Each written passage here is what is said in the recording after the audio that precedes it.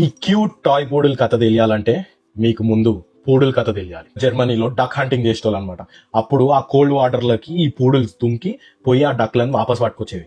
దాని తర్వాత ఇవేంది ఇంత ఇంటెలిజెంట్ ఉన్నాయని చెప్పేసి సర్కస్లలో వాడడం మొదలు పెట్టారు. ఇది చాలా ఫాస్ట్ గా నేర్చుకునేవి అనమాట ట్రిక్లు. ఆ సర్కస్లలో చూసినాక ఫ్రాన్స్ లో ఉన్న రాయల్టీస్ అందరూ ఇవి తీసుకపోయి వీటిని ఫ్యాషన్ మోడల్ లెక్క ట్రిమ్మింగ్లు చేసి వీటిని పెంచుకునేటోళ్ళు. అందరూ నాకు కావాలని మొదలు పెట్టారు. మొదలు పెట్టగానే ఏం చేసారు, ఇక పూడుల్లో ఉన్న పొట్టెస్ట్ డాగ్స్ ఉంటాయి కదా, ఆ పొట్టి రెండింటిని బ్రీడ్ చేస్తే మినియేచర్ పూడులు వచ్చింది. ఆ మినియేచర్ పూడులు ఉన్న పొట్టి వాటిని బ్రీడ్ చేస్తే టాయ్ పూడులు వచ్చింది. కానీ ఈ మూడిట్లో ఉన్న సైజ్ డిఫరెన్స్ ఒక్కటే. మూడిటికి same brain, same intelligence, same అలవాట్లు ఉంటాయి.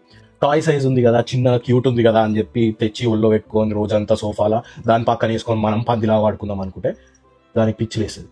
దానికి తోడు వీటి జుట్టు మనుషుల జుట్టులాగా పెరుగుతుంది, ఎక్కువ షెడ్డింగ్ ఉండదు.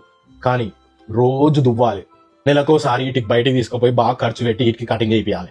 ఇవి చేయించలేదనుకో ఫ్యాషన్ మోడల్ లాగా ఉండాల్సిన ఈ టాయ్ పూడులు హోమ్లెస్ లాగా అవుతుంది. ఇంకా మోస్ట్ ఇంపార్టెంట్ ఏంటంటే వీటి లైఫ్ స్పాన్ 10 to 18 years బతుకుతాయి. సో 15 ఏళ్ళు మీ ఇంట్లో ఒక ఫ్యాషన్ మోడల్ని పెట్టుకొని దాన్ని మెయింటైన్ చేయగలుగుతాం, దానికి ఇనఫ్ టైం ఇవ్వగలుగుతాము, ఇనఫ్ ఎక్సర్సైజ్ ఇవ్వగలుగుతాము అంటే తెచ్చుకోండి. ఇట్లాంటి ఇంట్రెస్టింగ్ ఇన్ఫర్మేషన్ కోసం ఫాలో అవ్వండి.